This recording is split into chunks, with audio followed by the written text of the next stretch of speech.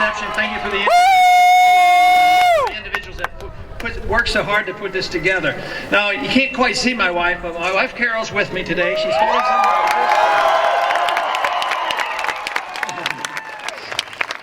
We have one granddaughter. We have 18 grandchildren, and we have one granddaughter. I'm not going to tell you what university she goes to, but our oldest grandson graduated from OU, so I don't know how he ended up here. All his relatives that had graduated from a few of those technical schools kept talking to him and talking to him. Nope, OU. But anyway, it's really great to be here today. And it's great to be involved in something that's very important to you and obviously very important to me. And that is the cause of liberty.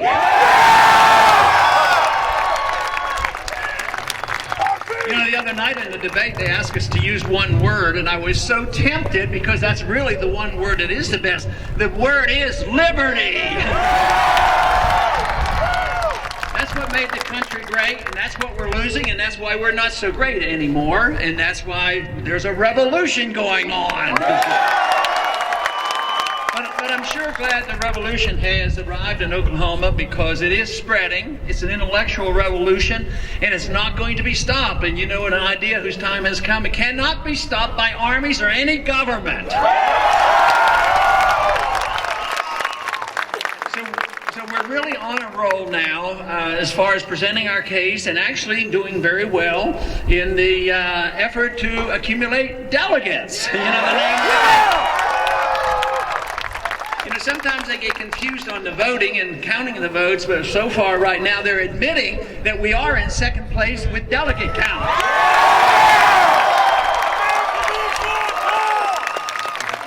And there's a lot more counting to do, so the effort is going to continue and is so important. But this has been going on for a long time. I've been talking about our problems for a good while. Matter of fact, when I got involved in politics in the 1970s, I was trying to head off some of these problems.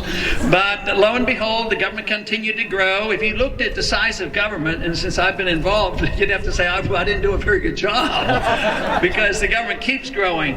But where we're making inroads is with you. And I tell the people wherever I go that the people are waking up, but Washington is still sound asleep, so we better let them hear our message.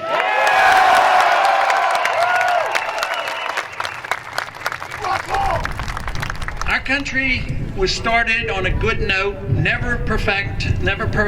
We had a great constitution. It had its shortcomings. They gave us a republic, but quite frankly, I do not believe we live in a republic anymore. And what we have, though, is we have the tradition of the rule of law and the tradition of the republic, and we have the enthusiasm for it, but we have a long way to go to restore the republic. And that means that we have to deal with the many problems that have come about for a very precise reason. I claim that most of the reason, if not all the reason, why we're in this political and economic mess is we have sent too many or have allowed too many to go to Washington who either didn't read or didn't understand and didn't take their oath of office seriously like they should.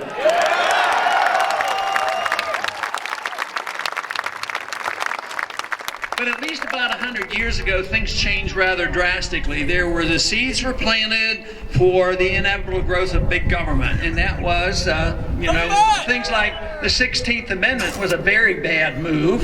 And of course, we should repeal the 16th Amendment because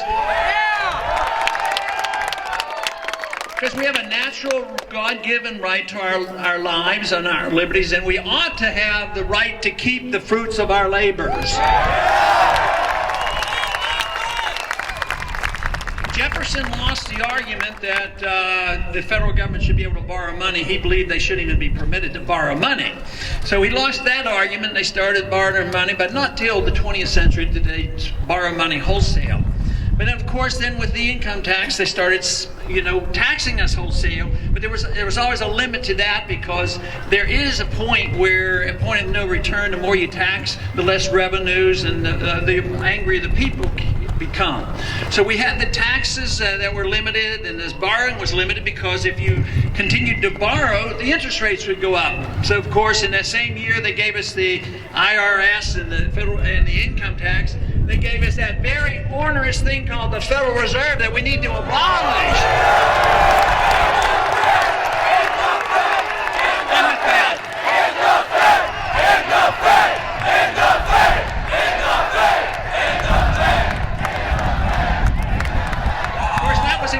That was a guarantee that they would not end the Fed, but the Fed, would end the value of the dollar. And now, since the Fed has been in existence for 99 years, they've lost about 99% of the dollar's value from 1913.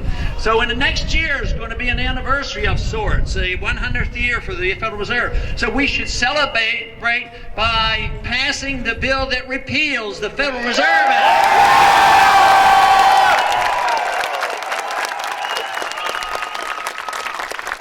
But with the introduction of the Federal Reserve, which is something that nations have done and dictators have done for thousands of years, debase the currency. The governments always want control of the money because they can debase the currency. At one time it was just clipping coins, another time diluting the metal, at another time it started printing money. Today it's very sophisticated. They just use a computer, literally creating trillions of dollars without hardly any effort. And the Federal Reserve actually churned $15 trillion during the bailout. And they do it without adequate supervision by the Congress, like the Congress totally ignores them. And that is why, short of getting rid of the Federal Reserve, we absolutely have to get a full audit of the Federal Reserve.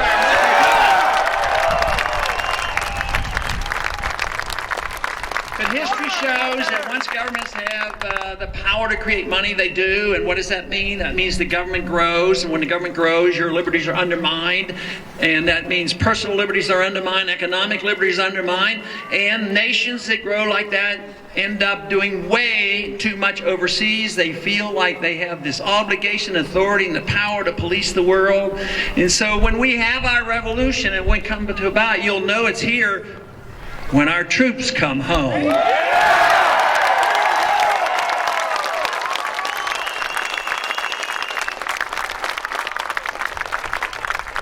The other night I argued that they weren't listening to my moral and my constitutional arguments for not starting another war and bringing the troops home. But there's an economic argument that they must listen to because it's a powerful argument. It's great nations who overextend themselves overseas inevitably go bankrupt. And we're in the middle of the declaration of our bankruptcy now. And that is why there's such turmoils around the world, because we have been issuing the universal currency, the reserve currency of the world. So we have to face up to that. You know, I just saw a statistic just recently that showed that the amount of debt per individual in this country is greater than the amount of debt per individual in Greece. So that tells you how serious it is, but there's still a bit of trust in the dollars. We still print the money, they still take it overseas, and there's a lot of monetary mischief, and the central banks collude, and everybody has a stake in it, because those who hold our dollars, even the Chinese, they're holding trillions of dollars, they have a stake at it, because if there's a run on the dollar, they all suffer.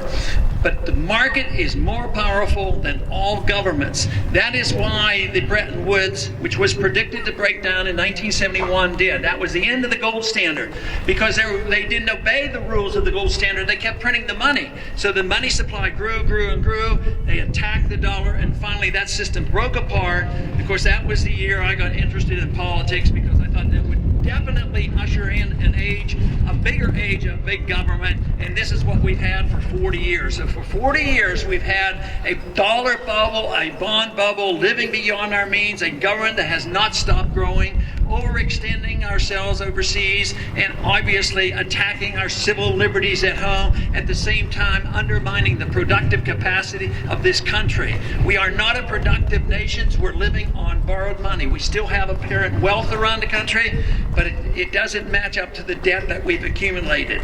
So if the Keynesian liberal economists are right, they believe that all you have to do is spend money, don't save money, spend money, borrow money, and print money, and you get yourself out of a recession or depression. So it's obvious obvious that it doesn't work, and there is a great test going on right now between those of us who believe in sound money and free markets and individual liberty, minding our own business, a sensible foreign policy, and those who believe we're supposed to be the policemen of the world and deficits don't matter and the welfare state will last forever. I believe we can win this argument, and we'll win it soon.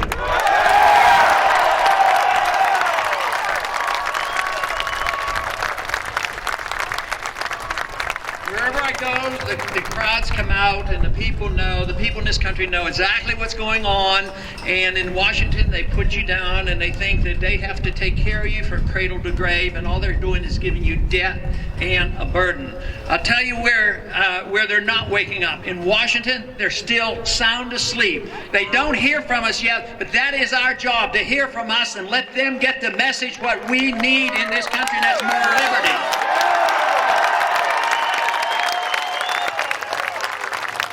You know, one thing that inevitably occurs as government grows, you can't grow government. The government assumes this responsibility to improve our behavior. If they think the government can protect us from against ourselves, it inevitably leads to a dictatorship and control of everything we do. Generally in this country, we accept the notion that our government's not supposed to interfere with our religious value. You know, arguing the case for our hereafter and our eternity is pretty precious for a lot of people. But the government's supposed to stay out of it. The government's supposed to stay out of the business of telling us what books to read. But why is it that we have been so complacent for 100 years, accepting the notion that the government can tell us every single thing that we can do with our own bodies? And that is what we have to reject.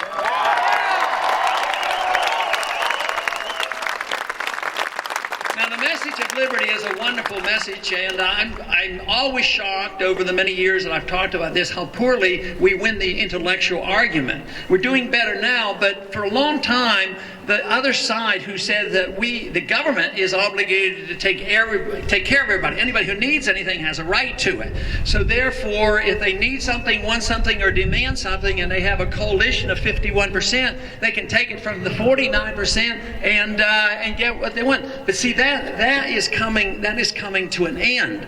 And there's no reason in the world that our message can't, prevail.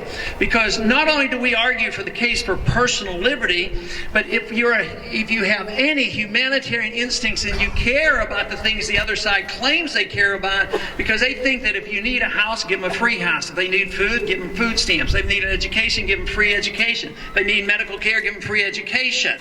Because they're the humanitarians. But what does it end up like? It ends up like the housing bubble. Sure, they passed out a lot of houses to people who couldn't afford them. They lost their jobs, they lost the houses, and somebody else made bundles of money off the deal.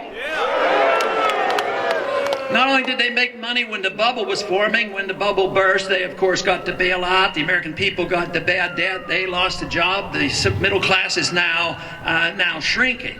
So there's no reason why we can't win this argument now that the failure of government programs and government involvement overseas and policing the world, it is so apparent that it is failing, that if they truly care